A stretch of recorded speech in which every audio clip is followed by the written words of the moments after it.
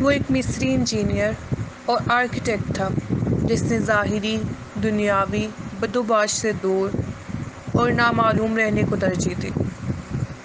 Doctor محمد کمال اسماعیل 1908 تا 2008۔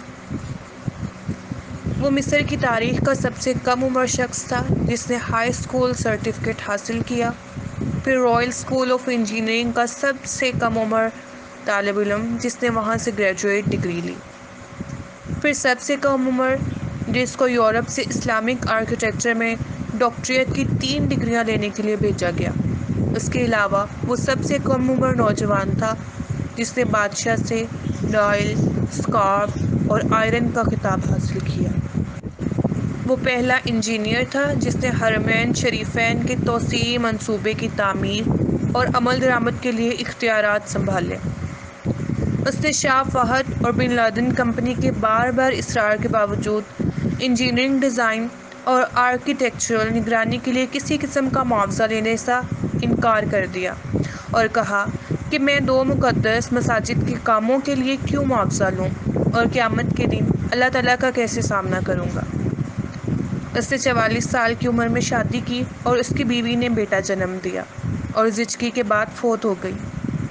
اس کے بعد وہ مرتے دم تک عبادت الہی میں مصروف رہا۔ اس کی عمر 100 سال سے زیادہ تھی۔ میڈیا کے چکا چوند سے ہٹ کر گمنام رہ کر حرمین شریفین کی خدمت کی۔ اس عظیم آدمی کی حرمین شریفین میں نصب کیے گئے سفید پتھر کے حصول کی بھی بڑی دلچسپ کہانی ہے۔ یہ وہ پتھر ہے جو حرم مکی میں مطاف چھت اور باہر سین میں لگا ہے۔ اس کی خصوصیت یہ ہے کہ گرمی کو جذب کر کے فرش کی سطح کو ٹھنڈا رکھتا ہے۔ یہ پتھر ایک ملک گریس میں ایک چھوٹے سے پہاڑ میں دستیاب تھا۔ وہ سفر کر کے گریس گئے اور حرم کے لیے کافی مقدار میں تقریباً آدھا پہاڑ خریدنے کا معاہدہ کیا۔ معاہدے پہ دستخط کر کے وہ واپس مکہ لوٹے اور سفید پتھر اسٹاک میں آ گیا اور مکہ حرم میں پتھر کی تنصیب مکمل کروائی۔ 15 سال بعد سعودی حکومت نے ایسا ہی پتھر مسجد نبوی میں بھی نصب کرنے کو کہا۔ انجینئر محمد کمال کو جب بادشاہ نے مسجد نبوی میں ویسا ہی ماربل لگانے کو کہا تو وہ بہت پریشان ہوا کیونکہ کرۂ ارض پر واحد جگہ گریس ہی تھی جہاں یہ پتھر دستیاب تھا، جو کہ آدھا پہاڑ تو وہ پہلے ہی لے چکے تھے۔ انجینئر محمد کمال بتاتے ہیں کہ وہ گریس میں اسی کمپنی کے چیف ایگزیکٹو کے پاس گئے، اس سے ملے اور ماربل کی بقایا مقدار جو بچ گئی تھی اس کے بارے میں پوچھا تو چیف ایگزیکٹو نے بتایا وہ ماربل تو ہم 15 سال ہوئے آپ کے جانے کے بعد بیچ دیا تھا۔ کمال بہت افسردہ ہوا اور میٹنگ چھوڑ کر جانے لگا تو آفس سیکرٹری سے ملا اور گزارش کی کہ مجھے اس شخص کا اتا پتہ بتاؤ جس نے بقیہ تمام ماربل کی مقدار خریدی۔ تو اس نے کہا پرانا ریکارڈ تلاش کرنا بہت مشکل ہے، لیکن آپ مجھے اپنا فون نمبر دے جائیں، میں تلاش کرنے کی کوشش کرتی ہوں۔ اس نے اپنا نمبر اور ہوٹل کا پتہ دیا اور اگلے دن آنے کا وعدہ کر کے چلے گئے۔ دفتر چھوڑنے سے پہلے کمال نے سوچا کہ مجھے کیا ضرورت ہے کہ کس سے خریدا، اللہ خود ہی کوئی بندوبست کر دے گا۔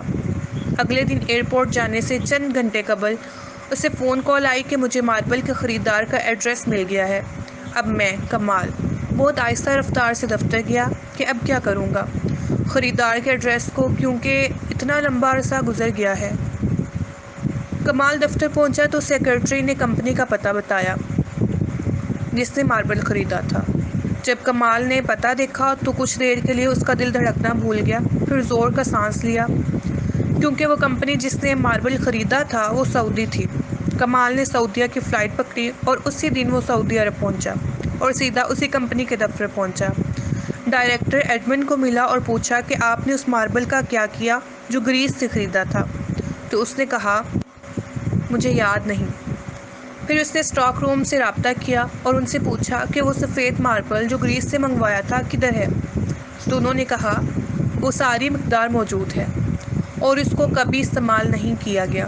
تو کمال ایک بچے کی طرح رونے لگا اور کمپنی کے مالک کو پوری کہانی سنائی۔ اس نے کمپنی کے مالک کو بلینک چیک دیا اور کہا اس میں جتنی رقم بھرنی ہے بھر لو اور ماربل کی تمام مقدار میرے حوالے کر دو۔ جب کمپنی کے مالک کو پتہ چلا کہ یہ تمام ماربل مسجد نبوی میں استعمال ہونا ہے تو اس نے کہا میں 1 ریال بھی نہیں لوں گا۔ اللہ نے یہ ماربل مجھ سے خرید کروایا اور پھر میں بھول گیا۔ اس کا مطلب یہی تھا کہ یہ ماربل مسجد نبوی شریف میں استعمال ہونا ہے۔ منقول